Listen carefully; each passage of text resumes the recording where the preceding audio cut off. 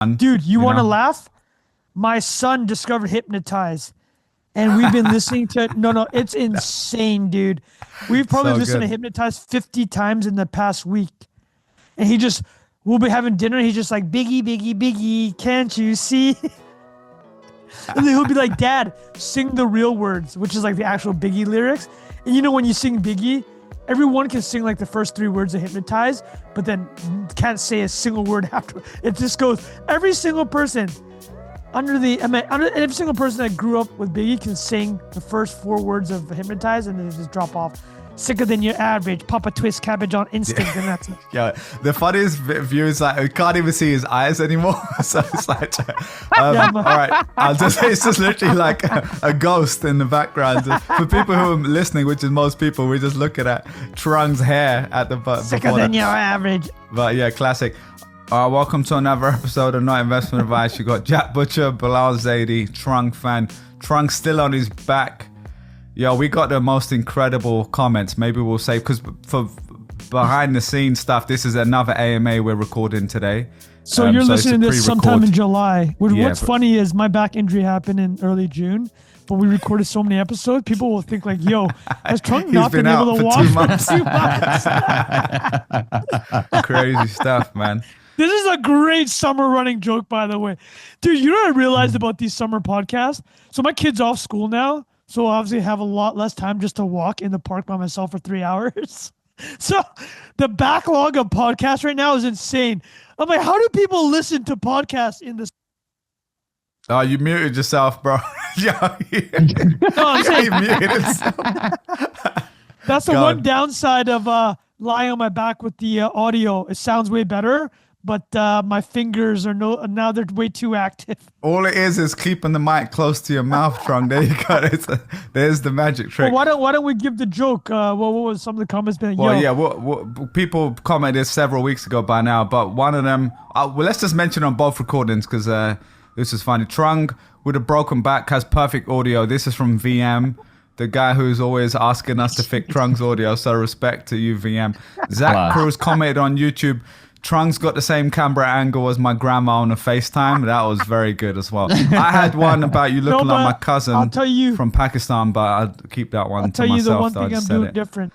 You guys hear me? I'll tell you the one thing I'm doing different. Your grandma doesn't care if she shows her double chin. Notice how strategically the screen cuts off right below my... Oh, respect. Yeah. Oh, hiding that triple chin, bro. You got to do it. All right, let's get going to the AMA, boys. We've got a lot to cover. Some absolute banger. Honestly, these might be my favorite AMA questions. There's so many. We probably have like 5 episodes worth, so we're going to get through as many as we can. This one is from Ali. This is a good one to start off with. If you had to swap lives for a day with another co-host, who would you choose and why? And I'll just go straight away. Definitely not Trung right now because I don't want to be laying on a sofa for 3 weeks. But no, I'll let you guys go. Let's go. You guys go first. We'll figure out. What, with one of each of us, you saying? Yes, so yeah. Kind of weird. I mean, we go to New York. We go to New York and hit some food and drink without a bedtime. Yeah, that's what I'd be doing. So you see, that's it, right? It was so without easy. a bedtime, yeah. Yeah. Oh, that's quite an easy one. To Are be you fair. kidding me? I saw that message. I'm like, yeah, I would do a day like Bilal without a fucking kid in New York. Yeah, that's all right. That was a cheat. That was a cheat answer, but fair, making me feel good about my life right now. No, this one. I mean, to be honest, it's hard. Both of you, obviously. I think it'll be. To be in Trung's brain for a day would be quite an experience. You know what I mean? Jack as well, with like just seeing the way the world you do. But I think to get that Trung energy for a day or two will bring that back to my life. That would be a fun one. That's actually a great question. You know, the first thing that came to mind was I was thinking about Chappelle's wife swap episode. I'm like, that's kind of weird, bro. Yeah. All right. Do you guys remember that? You guys remember that episode of Chappelle? Well, classic. Dude, there's a gag in that episode when the white version of Chappelle was like... When he does the white voice? Yeah. That one? He does the white voice. He's like, why don't you take off your boxers? He's like, that's what the dick hole's for. Yeah, that's ridiculous. Yeah. Look at Trung's face right now. All right, let's go. Let's keep going with these crazy questions. 10 days with anyone. Like many here, this is from Laurie. Like many here, I've listened to all episodes of NIA. Thanks, Laurie. That's 10 days of time spent with NIA. That's mental. I wonder if he put that in ChatGPT or what. He just did some math there. If you had to spend 10 days with anyone, dead or alive, who would it be? Great damn, question. that is yo. Jack, I feel like you got a good one for this one. You can take your time, both of you. 10 days with any person. With them, not in their brain. So slightly different to the I would first probably, question. my first answer I get, like, I don't know. My first answer would be one of my grandparents, but that's, I probably feel like that's a non-answer. But outside of that, I would say maybe Alan Watts. Oh, yeah, that's a banger answer. You might be completely like smoked after doing that for 10 days. You know, that'd be hard to come back to your capitalist obligations. But you'd be straight on. I think that'd be pretty. You don't exist, mate. Vibes after that, straight away. Yeah, I think that would be my answer. That's a great answer. Yeah. Wait, hold on. So we have to clarify something. Like, if you hung out with like a king, like, is that still the threat that they might kill you? Like, is that being involved here, or is it just maybe that's part of the question, though, because you got to count the trade-offs here. Yeah, I'm like, yo, I'd hang with Genghis Khan. But what happens if I look at one of his like 100 girls wrong? You know how he's got like hundreds of mistresses or like all these concubines? What if I looked at one of them the wrong way? He's gonna kill me? He's gonna castrate me? So like, I'd be like, we need more clarity on the question. Well, so here, let me answer two. I'd probably do. Yeah, I mean, if it's like you won't get castrated, then I'd probably hang with Genghis Khan or Napoleon, just to see what these guys are up to. But if there's a risk that they might castrate you, then I'm not going to do that. I'd want to hang. I like Jack's answer. I want to hang with one of these like giga brains that is just, like what John Stuart Mills, like widely regarded as one of the smartest people ever, right?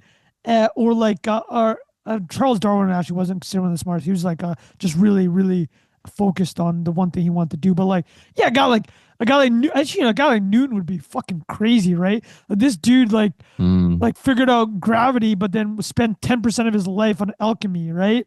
And you just want to get in the brain of these absolute gigas. But you know what? To Jack's point, it'd be so exhausting after a while. And these when you read about them, like a guy like Einstein, kind of like antisocial, like 101, and like kind of maybe you're like Ozzy Osbourne or something. Yeah, like you want someone that's raving it out for 10 days. Yeah, so maybe like a Lennon or McCartney. Yeah, like a rock star would also be pretty fun. Like like here's one, Oasis, being with Oasis in the prime. If you could go in a different era, yeah. That would do sick, Lennon or McCartney. So somebody learns this because those dudes like they were banging. Like apparently when they rolled up to New York, like they were like going straight to the brothels or the whorehouses. So seriously, no, I'm not saying that's what you're giving me some ideas now with my answer. That's the vibe. Like I don't want to be hanging out with Einstein where like he goes to his room and shuts the door for 10 hours and then he starts like he married his cousin, which is kind of weird. So like I'm gonna be like here with this dude flirting with his cousin. I'm like, yo, this is kind of weird, man. Like where Trump took it here. Yeah, you're hanging out with Einstein. He's flirting with his cousin, who he ends up marrying, and then he disappears for 10 hours. Doesn't sound like fun, right? Yeah.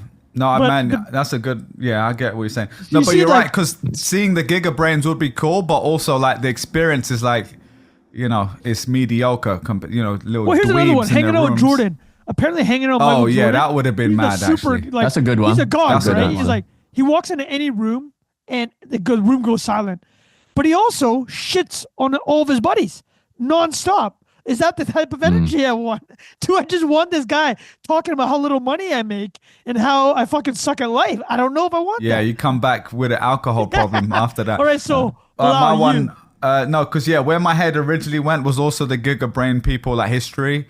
But then my heart was really saying like it's an obvious one, like Arsene Wenger, like first in his early era Arsenal, just because it was such a cool era, or like Thierry Henry when he comes to Arsenal, like that early era.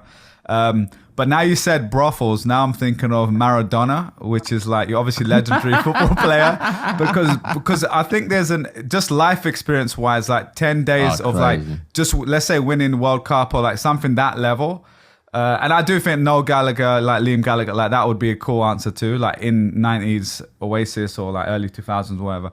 But I'd say Maradona just for like you getting a bit of that travel itch, like the adventure part. Like I'd be me being in Argentina for 10 days. That's already kind of fun. And then seeing that, because there's a thing with like developing world fame and that level of status that you just get a crazy experience that you don't always get in where you're in a America. god, right? Yeah. Like Bono can walk down New York and people actually might leave him alone, right? Exactly. Because you see a lot of those people already. And so that could be quite an interesting experience either way, just to be like, obviously I don't speak Spanish, so that would be a bit of a challenge. I got a good story for you guys. Tell me if this tracks with your football knowledge.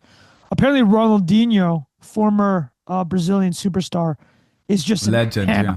No, but like with the lady. What's that Twitter account, Bilal? Which one? The Twitter account and podcast that does all the one stories. that does the funny breakdowns. So Ronaldinho, we're talking about ladies of the night. Apparently is this right? His reputation? Is he up there? I think so, yeah. I mean, he's one of them on there. Well, I'll tell you the story I had. Was frequently laying featured. it down. Laying it down, as they say. So I believe that somebody called him the pile driver, so I'll just leave that there. But this broadcast took a crazy turn real early. When I was living in Vietnam, I was having drinks with my buddy, and I'm like, "What are you up to?" He's like, "I'm flying to Hanoi tomorrow." He's like, "What do you mean you're flying to Hanoi?" He's like, "So the Brazilian football club's in town. They did a friendly with the Vietnamese team. This is all in lead up to, I think, 2010, the South African Olympics." And I'm like, "Okay, so why are you flying up there?" He's like, "Well, apparently Ronaldinho had asked one of the hosts to throw a party." And I'm like, "Okay." I was like, "No," and he just goes, "Throw a party." I'm like, "Oh, a Diddy party. What are is that what those parties?" And apparently, my buddy man. flies up north, and he gets to the party, and it's, as you'd imagine, it's a lot of ladies of the night. But the Brazilian team ended up not showing up because they were being tracked by every single local newspaper, and it would have caused an international incident if Ronaldinho was pictured coming out of a house party with like 200 females and him. So he didn't end up doing it. Anyways, yeah. Okay, I get you. I see you. That's a long and I way want of to clarify, Trung. maybe Ronaldinho in 2002 is somebody I might want to spend 10 days with. I want to clarify my answer wasn't because of that. It was just more the height of the... Yeah. And last thing, if you guys go to Argentina, you should go to the Boca versus River Plate derby. It's like probably the best derby in the world. So that... To see that from his angle would also be sick. All right, great question. Oh, yeah, hold on. Just for the record, this was just saying we wanted to be around, not to participate, okay? We're just being honest. He's snitching on himself. He muted himself. Yeah. There you go. Yeah. All right. Not participating. Okay. Let's change the vibe here with the next question. This is actually a question from my dad, who listened to a few of our pods recently. He asked some great questions. Remember when I used to share his WhatsApp things on Twitter with the height of Creator Lab days? He said, "Well, human brains become obsolete if we just become reliant on AI / if we get to like super intelligence." And a kind of related question, I'll just put them together. He also asks is, what does AI deep research mean for PhD level research? Pretty good questions. Because I was talking to him about some of the stuff I was doing, and he was like, "Yeah, this is really good, but are we just essentially, outsourcing our brains?" And you guys must have seen this tweet from, I'll share, MIT. I didn't actually verify this, but did you guys see this thing? MIT just completed the first brain scan study of ChatGPT users, and the results are terrifying. Turns out AI isn't making us more productive; it's making us cognitively bankrupt. Here's what 4 months of data revealed, and it goes into thread boy mode after that. I didn't verify this, but I think what's interesting there is it reminds me a lot of like social media when we first all use social media, and then 7 to 8 years later, a lot of us are realizing about the dopamine stuff. We watched the Huberman Lab episode, and now we're all trying to like wean off social media, and we know the cheap dopamine hits are kind of impacting us in other parts of our life. I don't think it's exactly the same here, but in a similar way, there probably will be 5 to 7 years from now, that kind of understanding of actually... Why don't we do 3 things that you just mentioned? Your dad's 2 questions and the MIT paper. Why don't we touch on the MIT paper right now? Because go for it. It's segueing it. So interesting thing about the MIT paper, the methodology wasn't super robust, but I think it kind of tracked with their intuitions, which is why it went viral, right? The actual test was this. It was you can write a paper using these are the options you have. It's no search and no ChatGPT, or then you get search but with no ChatGPT. Then you get the choice of all three, right? So the methodology isn't super robust because if you're paying somebody a subject, I think it was like $50, whatever, standard testing, right? Here's $50. We're giving you all these options to do it, and if one of your options is ChatGPT and you have to write an essay, yeah, you're gonna take the $50 to hit ChatGPT and do nothing for an hour, right? Just let the EEG scan your brain. So I don't think the methodology was super robust. Not great research. But having said that, it's also not surprising, right? The ChatGPT is a different thing.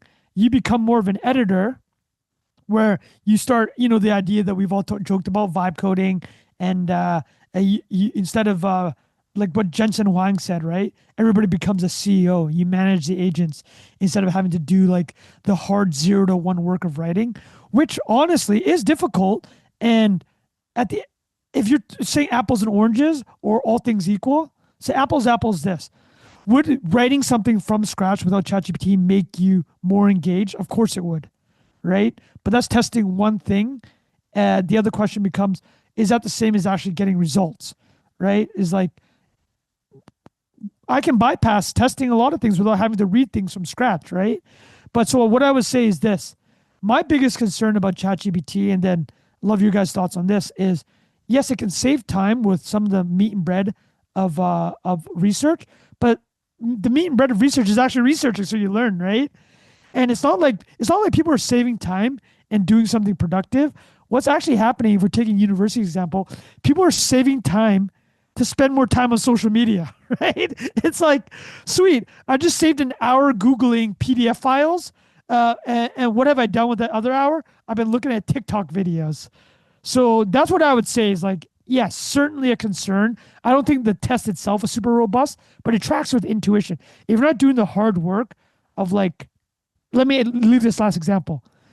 The first time I ever saw Jack Butcher's work was when Naval had asked for the mock-up of a product, and Jack did a 60-second. Do you remember that, Jack? You replied with time lapse.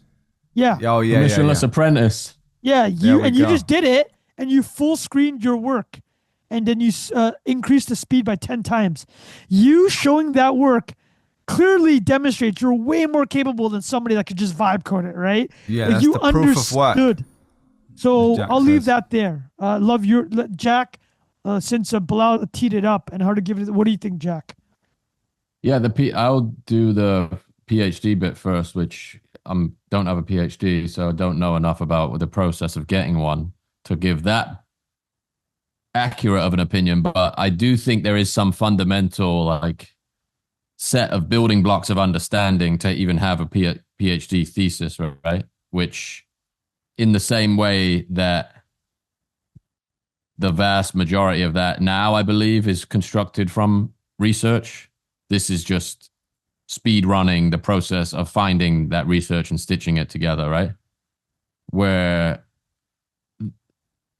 economically speaking, there's all of these like competing incentives around PhDs and research as is, right? Like the idea that certain things get funded as, is that an accurate take? Like people's PhD thesis, are they mostly self-directed, or are they like, depends on what you're enrolled in, right?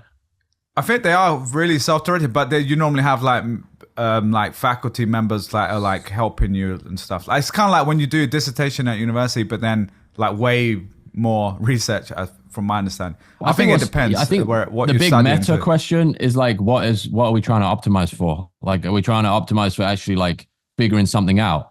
Because if that's the case, throw as many computers at it as you possibly can. Or are we optimizing for like intellectual masturbation at ad infinitum?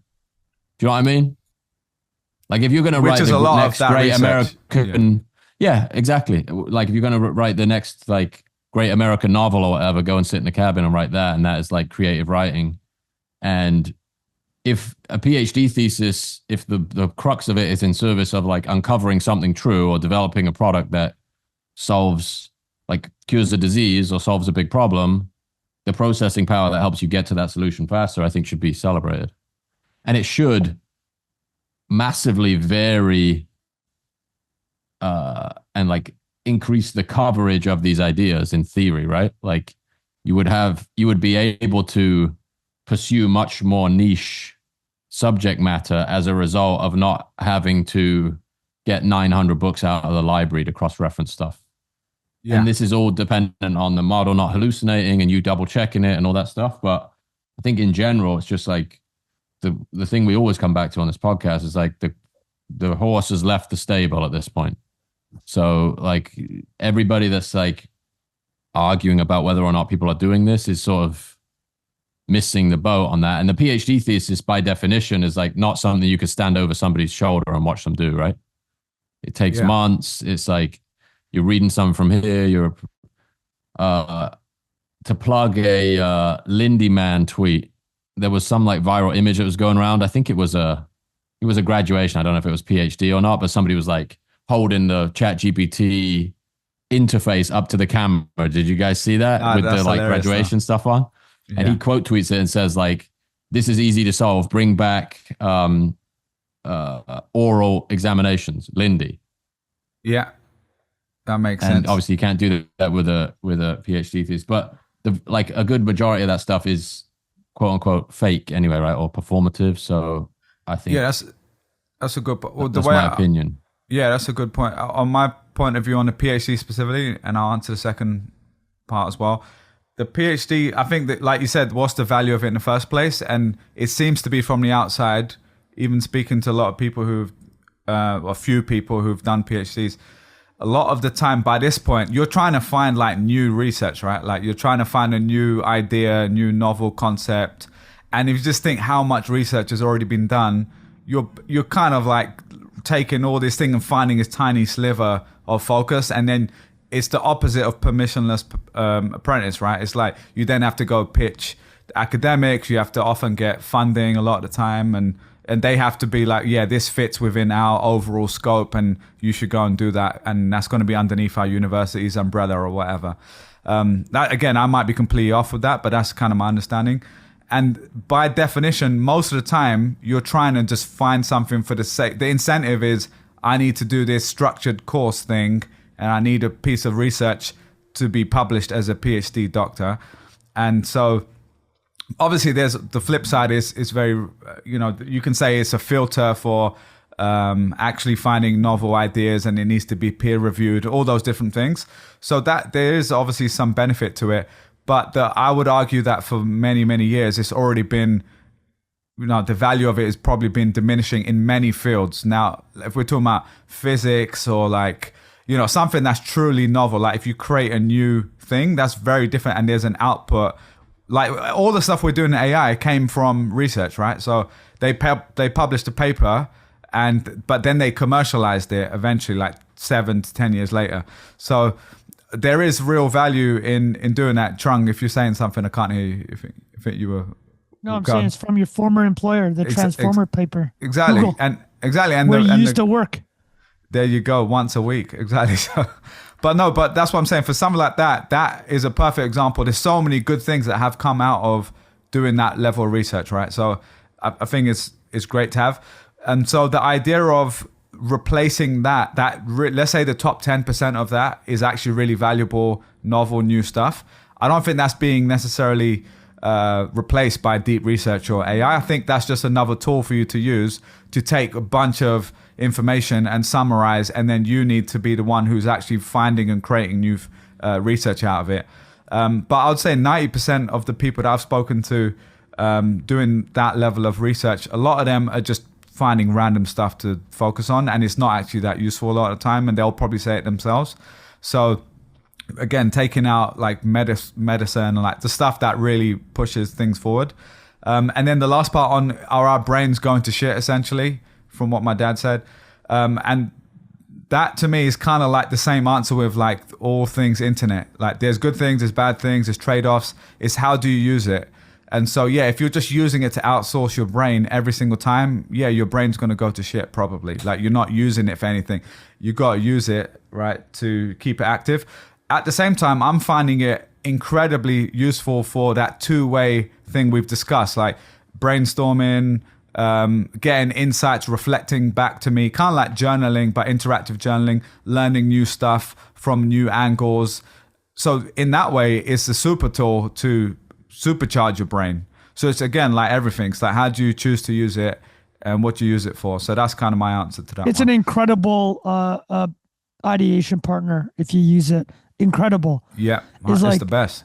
And we've talked about this. I think this is consistent on NIA, is when people have asked us, we've done episodes of how we use AI, is like, yeah, I mean, don't use it to create 10,000 words whole cloth and that's your work, right? So use it as an ideation partner. It's incredible.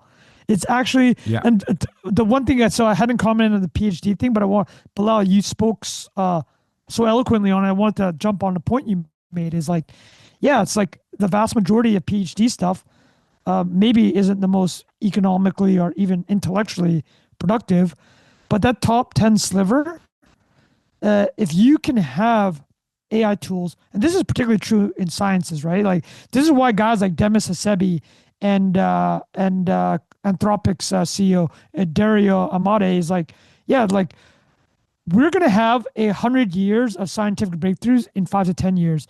And it's because hallucinations, which is well known in AI field, it's actually really good for research, because hallucinations is the equivalent of like your imagination, right? It's like, with real facts, you don't want hallucinations.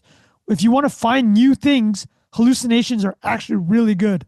Like it's a new premise or it's a new hypothesis, basically. Exactly. Yeah, that's a good way to put it. So and you're right, Tron, real quick, is that all those companies, they built ChatGPT with a bunch of PhDs, right? So like, again, don't want to diminish the value of, like, all of it came from people doing that level of work, very rigorous. And it's also like what Jack said earlier, that base of knowledge makes it a multiplier, right? Like, if I publish a 50-page PhD paper that whatever deep research did for me, cool, sounds smart. What am I going to do with it? I have no idea what to do with it, right? But as somebody that spent their life steeped in that trade would read that 50-page paper and be, oh, this is interesting. This one passage has unlocked my thinking on this problem set I've had.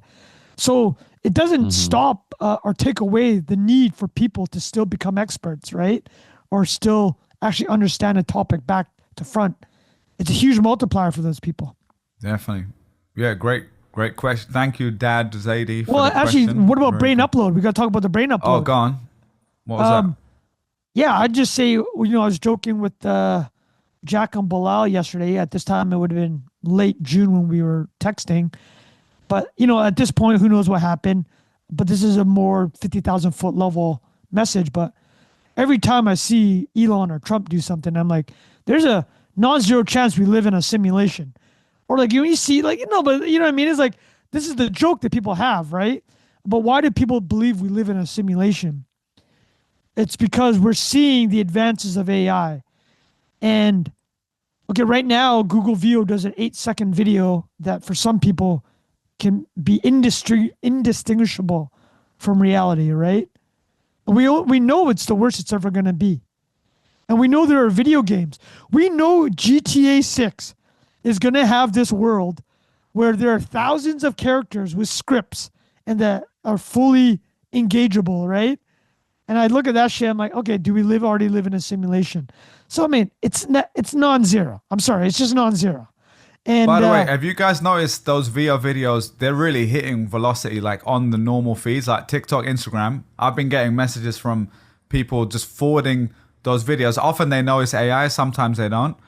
And one use case I didn't think of is there's a lot of politically incorrect stuff, which is quite interesting because it's not real people. You can like get away with like making a prompt, creating something completely new, and it's funny. A lot of the time they're quite funny. And I've been getting lots of those already, like since the last time we did the VO stuff, like in the last few weeks. It's pretty mad. Wait till it hits Facebook, man. We're cooked. But in 3 years, yeah. So I'm just saying, upload the brain. I'm like, honestly, I don't think it's that. If you're telling me in 50 years from now, every single human being on Earth has uploaded themselves digitally, that does not seem that far fetched. Does that mean that's the world that I would want for my children and my grandchildren? I don't know. Probably maybe not right now. I haven't really thought about it hard, but it does not seem inconceivable. Just to answer your father's question. Great. Jack, anything I mean, else it's on not that? even. Yeah, I would just say it's not even like people imagine it as like, oh, I'm gonna plug a cord into my head and download it and then upload it. It's like every time you interact with this shit, you're uploading yourself. It's already That's happening. a good way Piecemeal. to put it. Yeah, it's Yeah, already true. happening. That's a Yeah. great point. Yeah, everything you're sharing with it, you're taking a part Knows of you better into it. than a lot of people already. It's like the moat of it is just obscene. Like I think it's like super underestimated or misunderstood how crazy of a departure it is, even from something like Google as a way to um, collect information about somebody. Like the degree of specificity and I think people may even have the misconception that just by way of like the UI of a search engine, there's a little bit more caution about what you would put in, but the like talking to a thing back and forth and being comfortable having conversations, I think is extracting the type of personal information people wouldn't even imagine putting in a search engine. So Yeah. I think it's already happened largely. Yeah, more than a therapist, more than a friend, Scan- almost a lot of the time. Scan your eye for the orb. Oh, world coin It's all vibe. done. There you go. World coin. It's over. There you go. Throwback. All right. Great stuff. Good answers. This is a related question from Ali. What attributes, if any, do you get from either of your parents? Since we just got a question from my dad. Anything come to mind for you guys? Well, Bilal, I think you should answer that first. I would come off. Yeah, I mean, your- I think from my dad, I mean, he's very curious, as you could probably tell, and he takes in a lot of. Yeah, he's always just been curious, taking in. He's read the newspaper every day. He worked in banking, so like every day he'd wake up, get on that, and would be talking about stuff like that, about the world, the economy, politics, like all that sort of stuff, and humor as well. Definitely a big. A lot of my best childhood memories of watching Have I Got News for You with my dad, or Ali G show, all those funny UK shows that we used to watch. And then I think from my mum, I'd have to think about that. Definitely lots. She also is actually incredibly curious as well, to be honest. She just gets down these rabbit hole. Oh, there you go. That's what it is. It's the all-in nature. My dad isn't as all-in. My mum and my brother and my sister, actually, all of us follow her. It's like we go, when we like something, we're like obsessed about it. I think that's what I get from her. They going all in. Exactly. Wet your beak.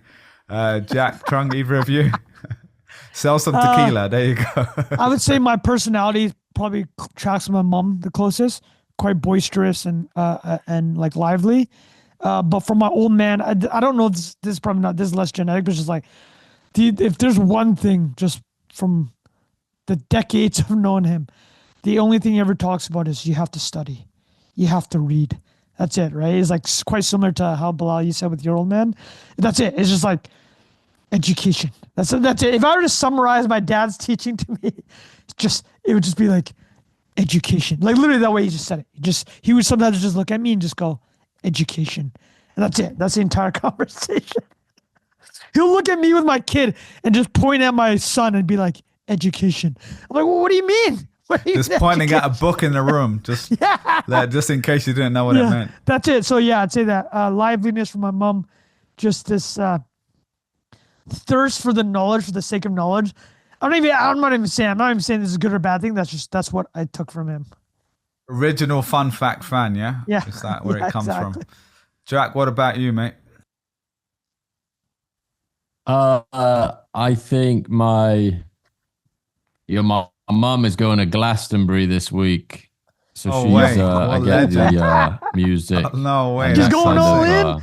You She's know, going all in. appetite. Exactly, for that That's kind of stuff. amazing. For my Good for mum, her. my dad's an engineer, so I think a little bit of the like analytical system stuff. Also, he's kind of a subdued character. You know, he's a little quiet, and most of the time that's me too. So I think it's like it's a bit of a blend of the two of those. My mum's preferences I got, but maybe she's more outgoing in a general sense than I am. That's sick. I love that. All right, let's get on to the next one. Okay, this is, you guys wanted to add this. This wasn't actually a question, but it's a great prompt. So our boy, friend of the pod, actual friend of the pod, not people that we don't actually know, George Mack, had a tweet here. He said, I have a theory that everyone consumed a piece of media between 9 and 13 years old that is the foundation of their entire worldview. Everything they learned since then was stacked on top of this. It's a great dinner question to ask people. So yeah, curious for you guys, is there a piece of content, TV, movie, book, whatever, that you think you consumed 9 to 13 or around that age, young age, that you think your worldview was kind of based on, and everything was proven or disproven that ever since? That's how I interpreted it. I replied to that tweet with the UK office. I think that was which I don't know when that came out. 2001 was it? Somewhere around there. 25 Sounds years about ago. right. Yeah, let me look it up. So yeah, that would be about right. That would be about in the middle of that age range. And yeah, 2001. Yeah. Yeah, I remember when he wrote it, I was like, was that just like my sense of humor in school, or was there something bigger about that was interesting? And I do think the like workplace dynamic and the like absurdity of like office jobs in general is kind of coded in that in a way that I've like never been able to shake, just like the total mundane idiocy of it all. Like that's been like a theme that has recurred in my life a lot, or like an environment that I strive to get away from, but first had to go through. So yeah, that's a good way to put it. And I still have probably a group of 10.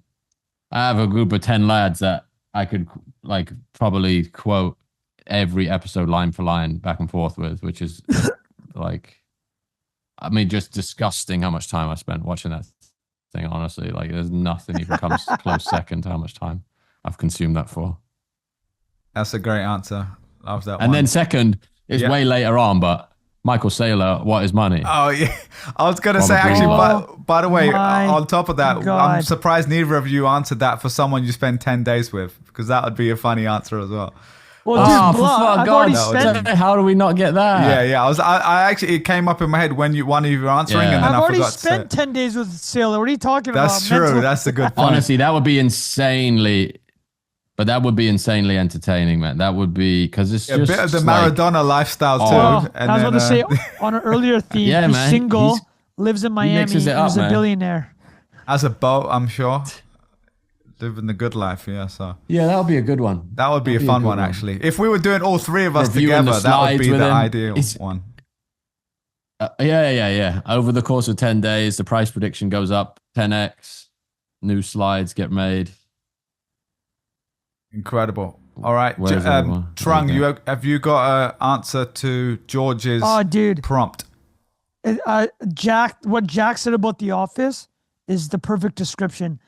It was like the jokes from that time period where you could message a friend after not seeing them for a decade and immediately get it, right? I'd say there's a series of movies like that. Gladiator, The Fugitive, Tombstone, The Rock. So those are the Die Hard.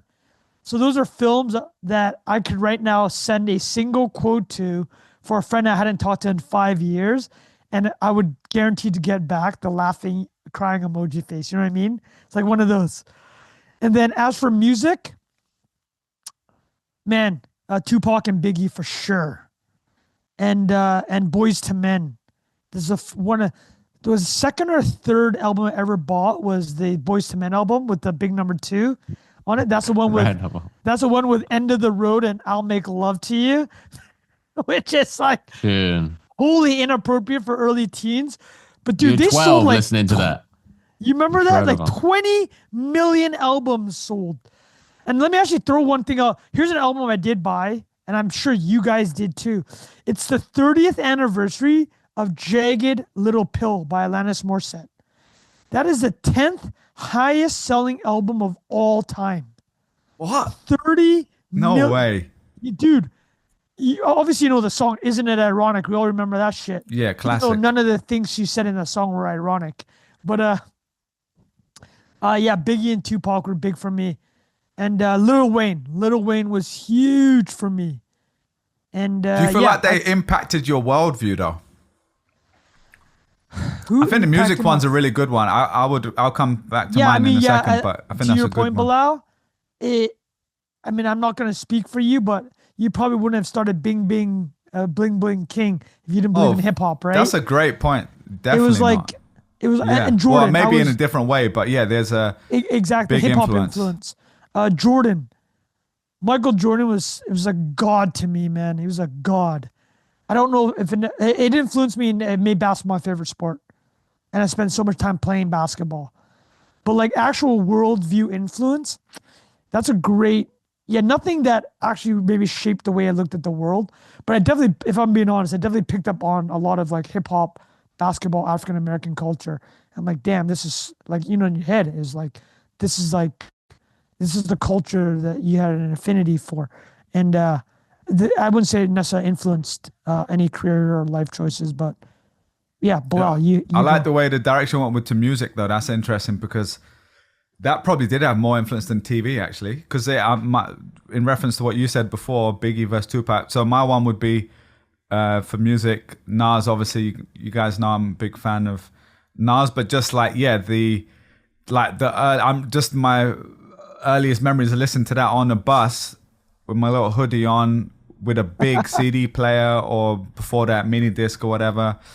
And that like those songs were like "The World Is Yours," like, you know, all these kind of like aspirational, the come up sort of soundtrack, basically soundtrack to your life sort of thing, and also the kind of poetic nature of it, storytelling, like that definitely had a big impact. But then I think what you said about Biggie and Tupac's a really good one as well, because at that age I really liked Tupac more, and it probably did inform me a little bit. I was kind of not that angry, but at that stage, it was a bit more like me against the world, rebel. That's more that Tupac energy.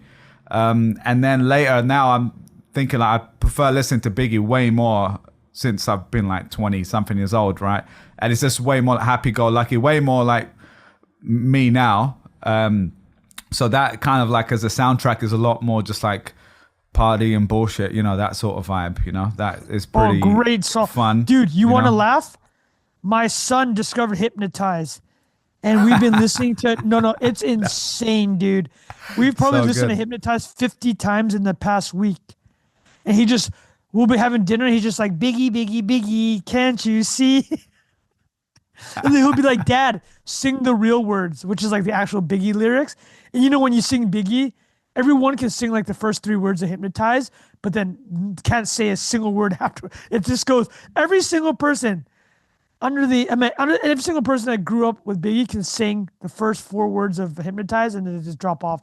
Sicker than your average, Papa Twist cabbage on instinct, and that's it. Yeah, the funniest view is like we can't even see his eyes anymore. So it's like, all right, it's just literally like a ghost in the background. For people who are listening, which is most people, we're just looking at Trung's hair at the butt. Sicker than your average. Okay, but yeah, Jack. classic.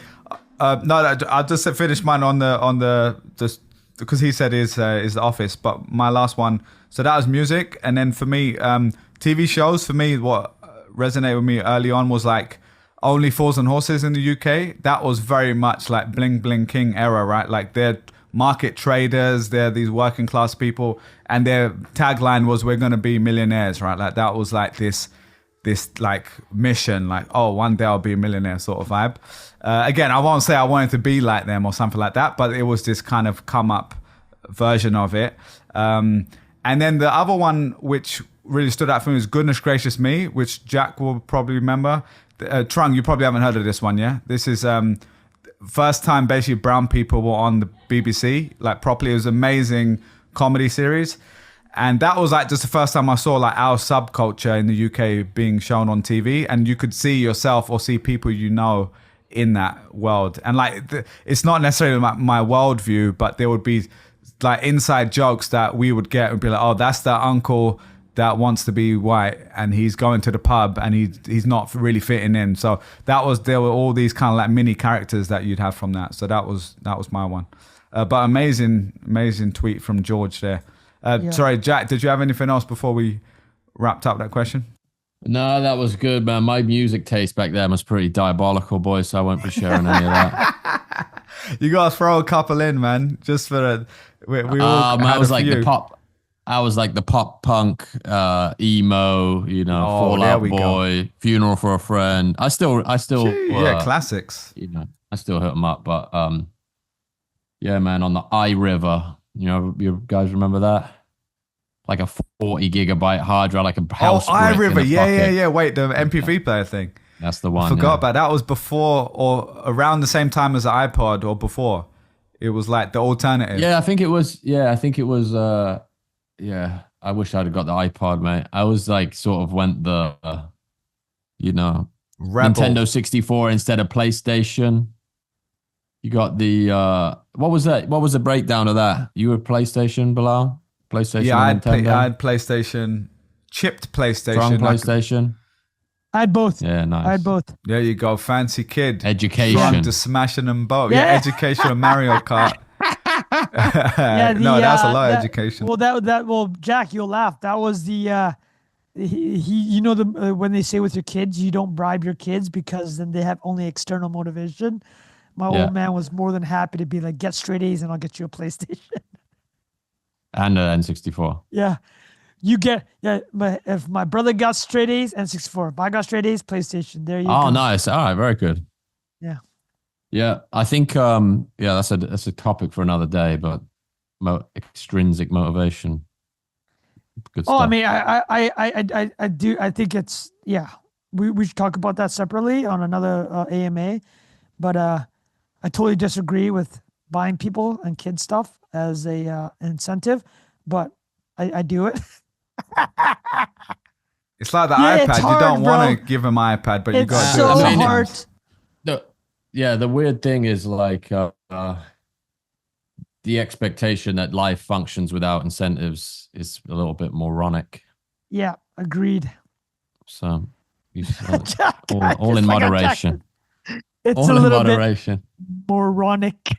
You can't beat yourself up about that. It's like there's some programming in there that's just have to do it. Yeah, innate. absolutely. There you go. Do what you say you're gonna do. The Charlie Munger quote.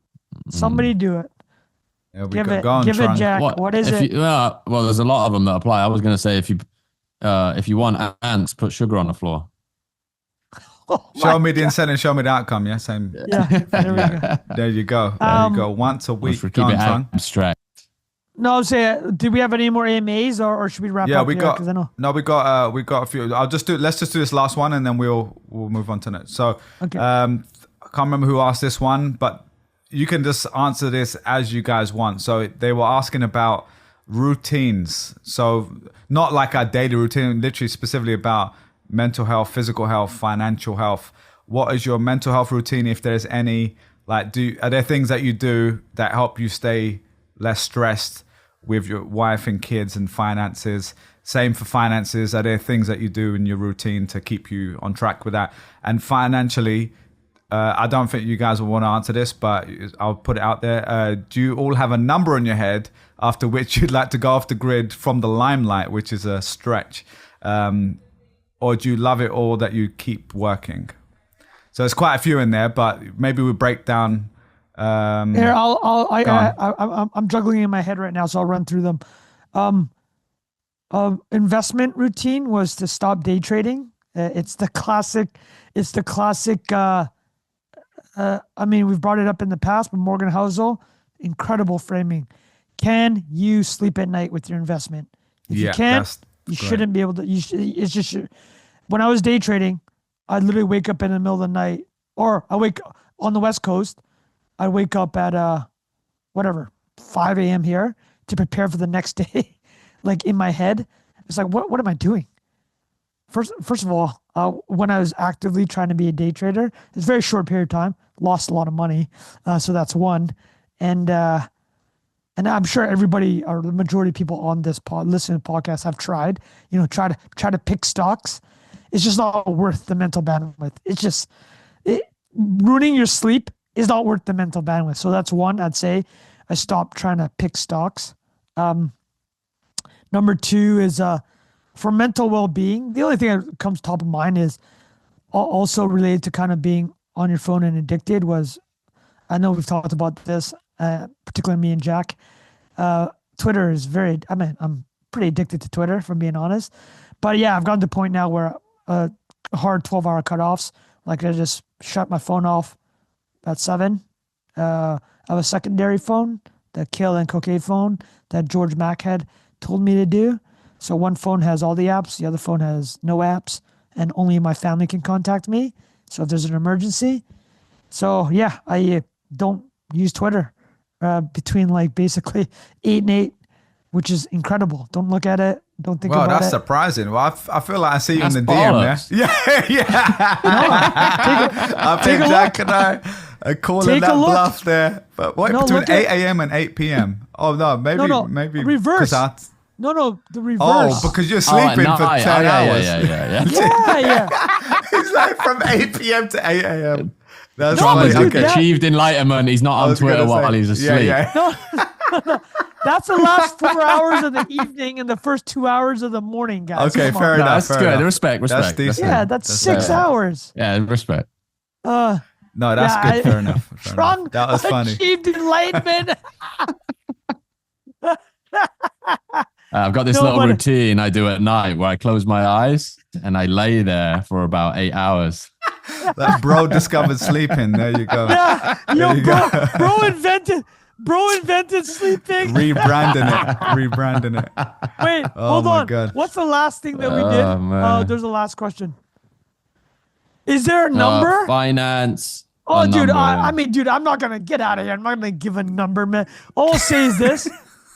But I have made this statement in the past: is if you dropped $1 billion in my lap tomorrow, my life, honestly, other than the fact I'd be flying first class everywhere or buy my own PJ, would not materially change.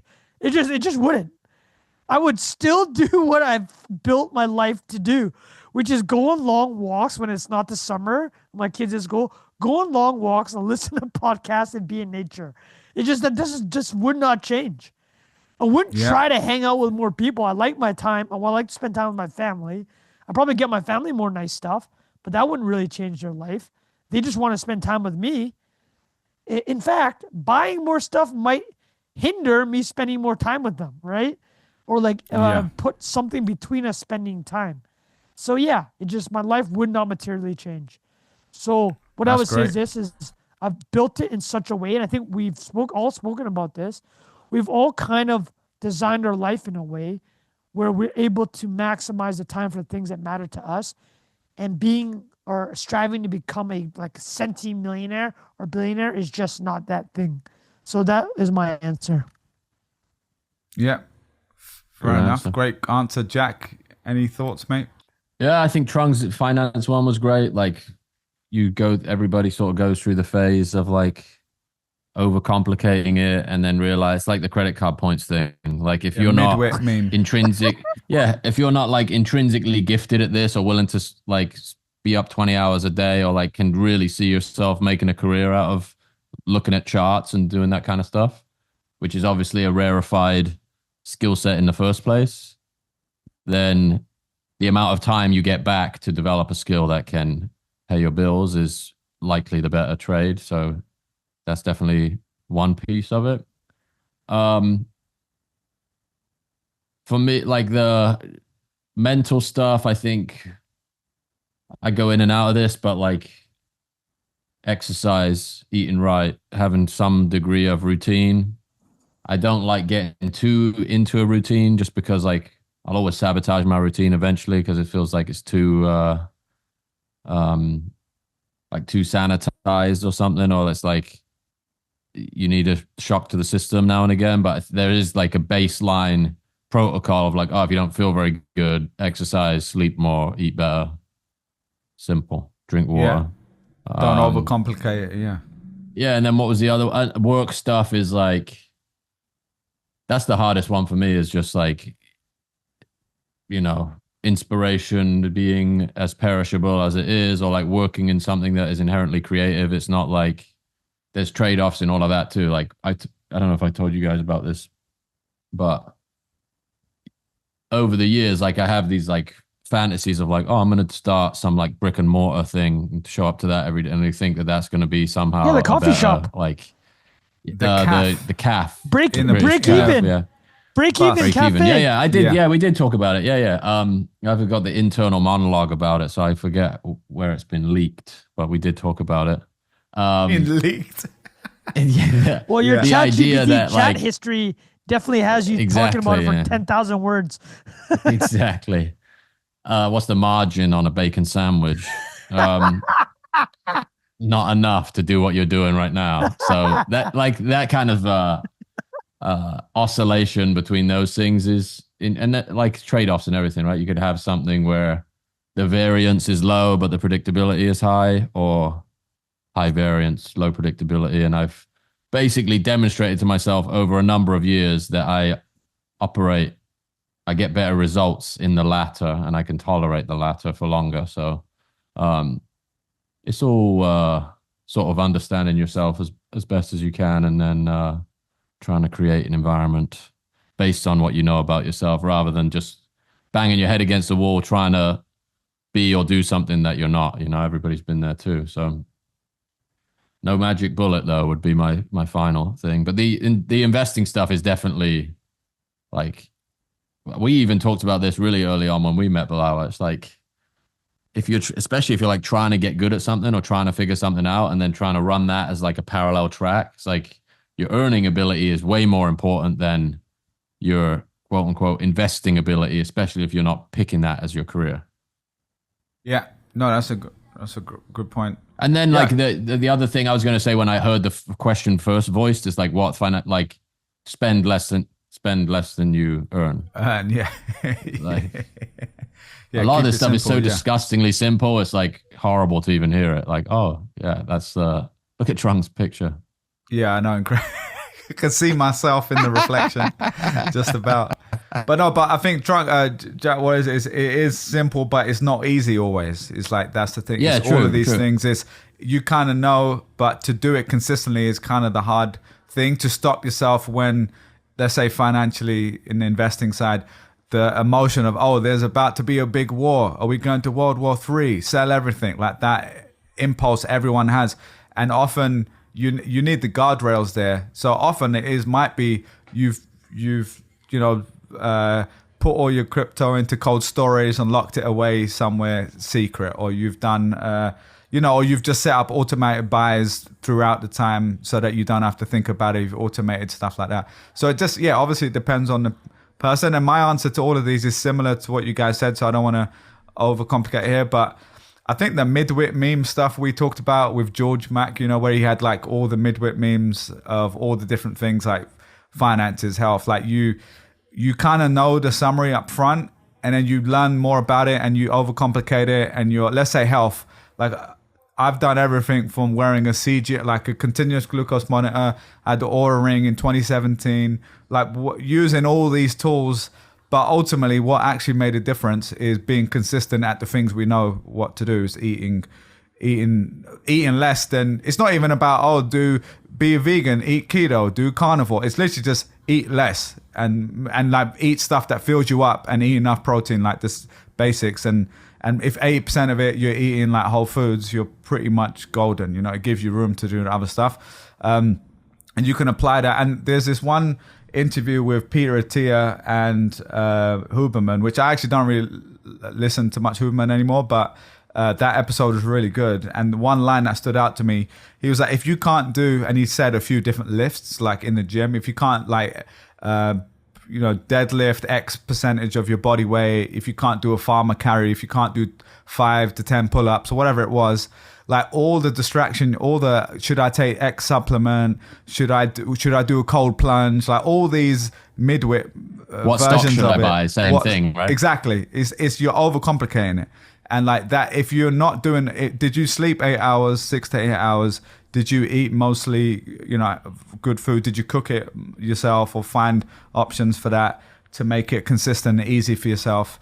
Did you go for a walk today if that's what you like doing? Did you go for a run? Like the basics, did you lift weights a few times a week? Like if I'm not doing all of those, all the other stuff is a complete distraction. And now I see that all the time when I speak to people, and they'll say, oh, I've just found this new supplement. Have you tried this thing out? And like, I get it because I've done it as well. But most of the time I just put it in, it's the 80-20. It's like 80% of results are coming from 20% of the work. And don't major in the minors, whatever analogy phrase you want to use, it's all the same stuff. And same for, and you'll notice I said physical stuff first because I think that bleeds into everything else we do. So if you're talking about work stress, a lot of it is like you're not feeling good, right? You didn't sleep well, like you're stressed. Obviously, sometimes you have like real work stress, or you have spouse stress or kid stress, like you get real stuff comes up.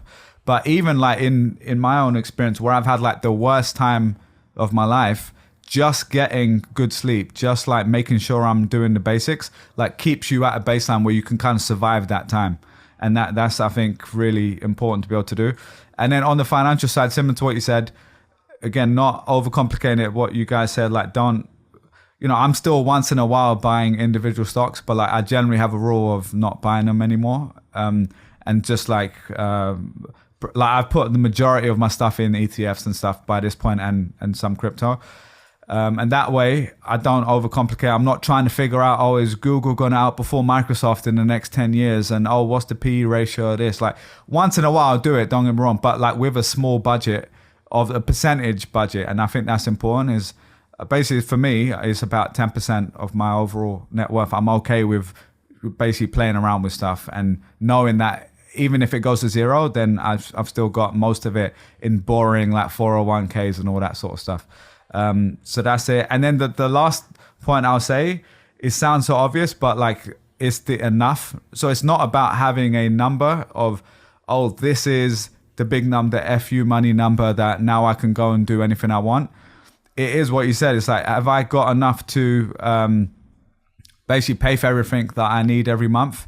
And do I have that consistently? Do I have a plan around that? So I do have a number in my head, to be honest, around that what a yearly amount would be. And so as long as I'm around that level, I feel like I've got to that enough point, right? So and so that is the big part of enough is like not inflating your expenses and not the lifestyle creep that comes, and then you're then comparing yourself to your friends who maybe make more or have more than you. So that's the part I try to focus on is like you don't know what's going on in their lives. Like just stick to your own lane. That's the most important part. All right, should we call it there, boys? Anything else on that before we wrap it up? No, that's perfect, man. Wow. Great stuff. What a summer. Yeah, amazing questions. Thanks everyone for submitting those. We still literally have ones we didn't get to, so we will do them another time. Thanks for being everyone. And I'll say keep commenting on YouTube on these because we can keep them organized in the episodes themselves. If you've got a comment, that's always helpful to put there. And we'll see you guys next week. There's more AMAs coming your way. Cheers. Bye-bye.